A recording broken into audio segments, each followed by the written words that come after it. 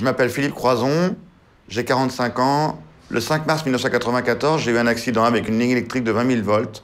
Le courant est rentré par les mains et est ressorti par les jambes. Et pour me sauver la vie, il a fallu m'amputer les 4 membres. Aujourd'hui, je suis aventurier. Je suis nageur longue distance. Le 18 septembre 2010, j'ai traversé la Manche à la nage. Et en mai, juin, juillet, août 2012, j'ai relié les 5 continents à la nage. Mon premier réflexe, vraiment, c'était de demander pardon à la mort. C'est de lui dire, OK, j'ai lutté contre toi le jour de l'accident, mais maintenant, viens me chercher. Tu peux pas me laisser là. Tu peux pas me laisser dans cet univers sans bras et sans jambes. Donc, c'est de se laisser mourir, effectivement. Et c'est un passage très dur. Et tout le monde vient tenter sa chance. Mes parents, mon ex-femme, mon frère, ma grand-mère que j'aimais tant, même le psy. Tout le monde essaie de vous ramener à la vie.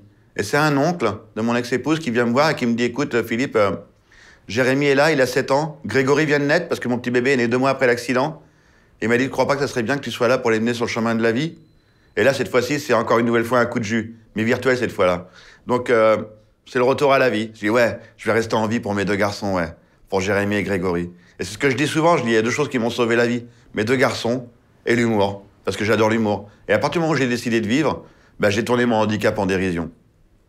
Alors, si j'avais une baguette magique, et qu'on me dirait, grâce à cette baguette magique, tu peux redevenir valide et avoir ta vie d'avant, je dirais non. Je dirais non, parce que j'aime ma vie d'aujourd'hui. C'est-à-dire que si on me redonne des bras et des jambes, faut que je retourne aux fonderies, faut que je reprenne mon marteau et retaper sur les culasses. Donc, non. Non, franchement, non. Mais non, franchement, c'est comme tout, c'est une question d'adaptation. Je me suis adapté à mon handicap, j'ai accepté mon nouveau schéma corporel, il est comme ça. Ça va pas repousser, malheureusement, je suis pas un lézard. Donc voilà, c'est comme ça, c'est pas autrement. J'ai accepté, maintenant j'aime ma vie d'aujourd'hui. Je veux pas la changer. J'espère pas qu'on me regarde encore comme une bête curieuse. Après, il y a des gens, bien sûr, qui me connaissent pas et qui me regardent en tant que personne handicapée.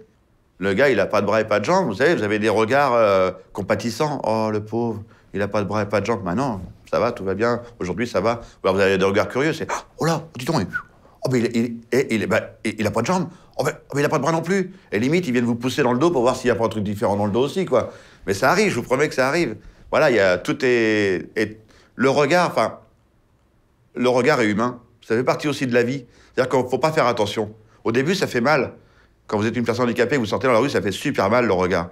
Et après, vous comprenez que ça fait partie de la vie. Quand il y a quelque chose de différent, on est tous pareils, on regarde. Voilà, c'est humain, c'est tout. Quand j'arrive à Bering, il y a une petite fille qui me regarde et dit « Ah, t'as pas de bras, ah, t'as pas de jambes ». Et je lui dis « Ouais ». Et après, je discute avec elle, elle me dit « Mais tu viens d'où ?» Je lui dis « Je viens de la France ». Et là, la petite fille, les yeux s'écarquillent comme ça, dit « Ah, tu viens du pays de la démocratie ? Tu viens du pays des droits de l'homme ?» parce qu'elle avait appris ça à l'école. On est à Wells, à la limite du cercle arctique, au bout du monde. Et cette gamine me dit ça. Et quand j'arrive dans mon pays, que je vois que les personnes handicapées vivent sous le seuil de pauvreté, que les personnes en situation de handicap dans mon pays sont obligées d'aller manger au Resto du Cœur, à la Croix-Rouge, partout, parce qu'on ne peut pas vivre avec 800 € par mois. On ne peut pas payer son loyer, payer sa nourriture et en plus payer son handicap. C'est pas possible. Et ça me révolte. Et la deuxième chose qui me révolte, c'est les 2 choses principales qui me révoltent ici, chez moi, dans mon pays, hein. Même si je l'aime, mon pays, parce qu'il est extraordinaire. Mais la deuxième chose qui me révolte, c'est l'accessibilité. Une personne handicapée, chez nous en France, se dit « Est-ce que je peux aller faire mes courses? Est-ce que je peux aller à la banque? Est-ce que je peux aller au cinéma ?» Alors que quand j'étais à Londres ou dans les pays nordiques ou aux États-Unis, la personne handicapée se dit « Je vais à la banque, je vais au cinéma, je fais ce que je veux, je me pose pas la question. » C'est ça qui était incroyable. Et toujours dans ce petit village de Wells, la maison commune, il y a une rampe adaptée aux personnes handicapées. L'école, il y a une toilette adaptée aux personnes handicapées, il y a une douche adaptée aux personnes handicapées. Il n'y a aucun handicapé dans le village. Ce que j'aimerais qu'on retienne de moi au final, c'est de dire qu'il y a eu un gars qui n'avait pas de bras et pas de jambes, qui a été capable de relier les 5 continents et de dire que tout est possible. Waouh. Voilà, ça serait chouette de retenir un truc pareil, quoi. De dire waouh. Ouais, ça serait chouette, ouais. De dire que j'ai pas fait... Je l'ai fait pour moi. Je l'ai fait parce que j'avais envie. Mais malgré moi, il y a eu plein de messages qui ont été passés. Waouh. Ouais. Et malgré moi, il y a plein de messages qui ont été passés, quoi.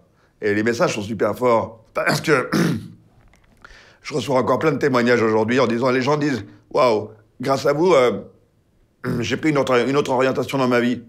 Alors que moi, je faisais pas ça pour ça, quoi. Et je reçois des lettres et des témoignages, mais ça vient de partout, quoi. Ça vient du monde entier. Des gens qui sont handicapés ou pas, hein, et qui me disent waouh, votre truc de relier les 5 continents à la nage, ça m'a bouleversé et ma vie a pris un autre chemin, grâce à vous. Non, c'est pas... Ok, j'ai peut-être été une petite amorce, mais c'est grâce à vous. C'est vous qui changez votre vie. C'est pas moi qui changeais la vie pour vous, quoi. Moi, j'ai juste fait un rêve. J'ai juste fait mon rêve, c'est tout. Moi, si ça vous a donné un petit coup de pied au cul pour avancer et vous faire comprendre que vous n'étiez peut-être pas parti dans la bonne direction, mais tant mieux, c'est que du bonheur. Encore une fois, du partage.